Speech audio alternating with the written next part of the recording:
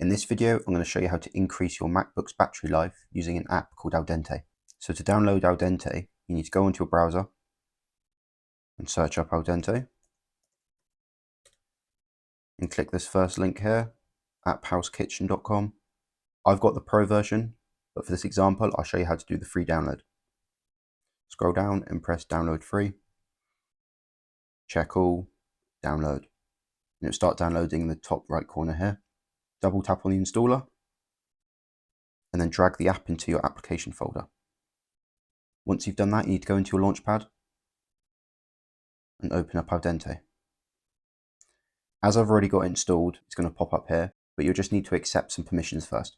Before you start using Aldente, you need to go into your system settings, go to battery, and then click on the little eye here next to battery health, and then toggle optimized battery charging to off. Once you've done that, your Aldente app and the battery won't be fighting each other, and the Aldente app will stop charging at 80%. Thank you for watching the video. If you found it useful, please like and subscribe.